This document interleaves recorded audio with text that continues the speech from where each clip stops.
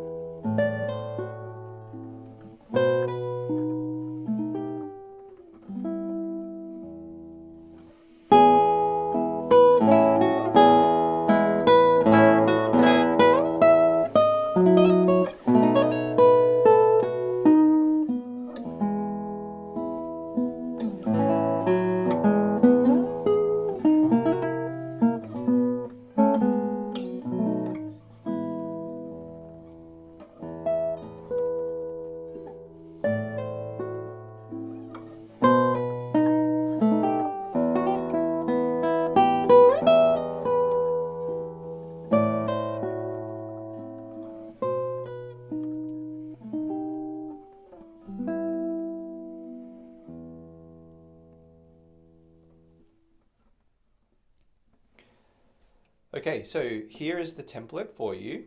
So it just fits onto one page, and you can see I've got the chord symbols at the top. I've got tablature as an option. If you want to even use tablature, that's totally fine instead of notation. There are some other, words and terms here and there. Don't worry if you don't understand them. The main thing to focus on is the structure. You can see that there's two sections of 8 bars each, and then we'll repeat the first section at the end. It's called a da capo al fine. So we go from the start back to the fine sign. So just pay attention to the structure, the keys and the chords. If you can just use that much information, you'll be able to compose a piece. So the first step is just to play through the chords, and these chords are very, very standard ones. E minor, A minor, and B7 in the A section, and then E major, A major, and B7 in the B section. These are called the primary chords, chords 1, 4, and 5. So what I'd like you to do is just take your first chord, E minor, and a mazurka. It doesn't even have to be a mazurka, but a mazurka rhythm is sort of like a slow waltz. So you'll just go 1, 2, 3 for E minor, and then A minor, 1, 2, 3, and then to B7, 1, 2, 3, E minor, 1. Now we're on the second line, 1, 2, 3, A minor, 2, 3, B7, and then E minor. So by doing that, you're already setting the foundations of a composition.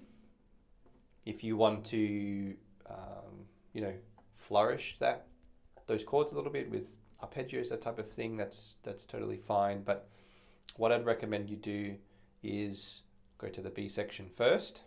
So the B section, we have E major. The main difference here is that sometimes we have 2 chords per bar.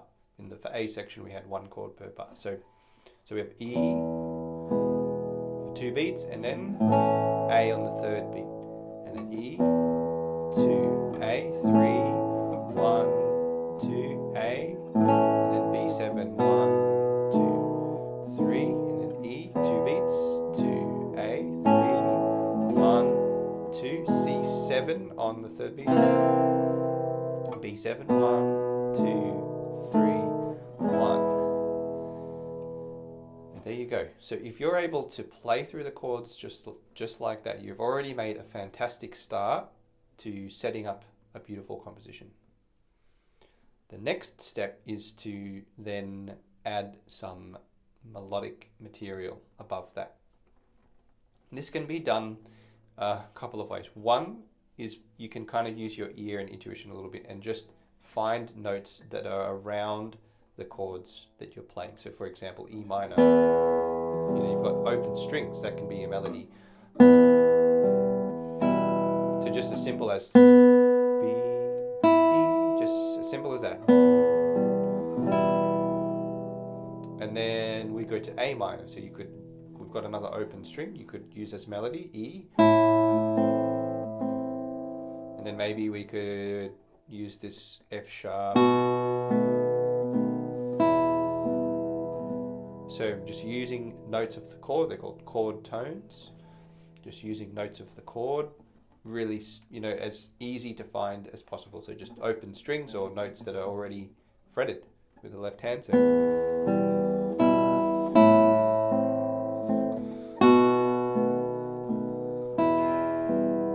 me that.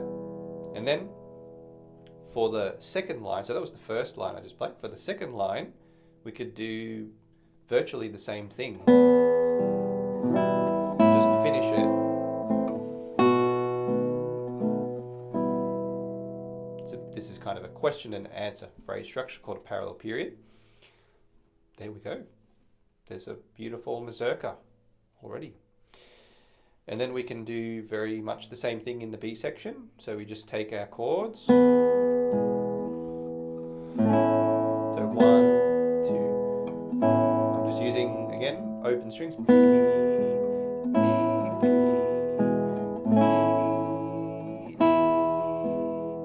C. Very, notes that are just waiting under your fingers to be played. So that was the third line, and then we could go to E,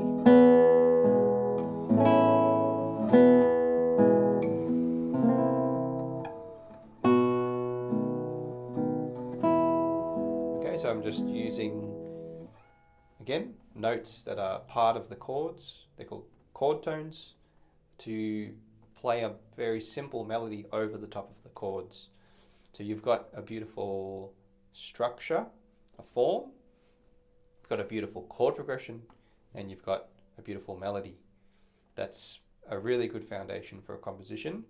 You might find that you can basically improvise through this plan, just sort of like what I was doing, or you might want to improvise it and kind of write it down, and then as you write it down, you can refine, you can tweak, you can change things, modify things from there. But once you have that framework, when you start with that solid framework, it really helps guide and mold your composition, and it gives you direction and guidance. You know exactly what to do. You can use this process. You can compose multiple mazurkas if you wanted to. So I hope that using this template will enable you to compose your piece, even if you've never tried composition before. If you have tried composition before and you've struggled a little bit, I hope this can just, speed up the process and solidify things for you. On the Creative Classical Guitarist, we had about a dozen, maybe more, mazurkas that were composed using a similar template. What was interesting is that they were all very, very different to one another. So I'll provide a link to that in the video description, where you can actually hear a live stream concert I did where I played many mazurkas that were composed using this plan. So I hope you enjoy that and gives you some inspiration to compose your own mazurka. Thank you.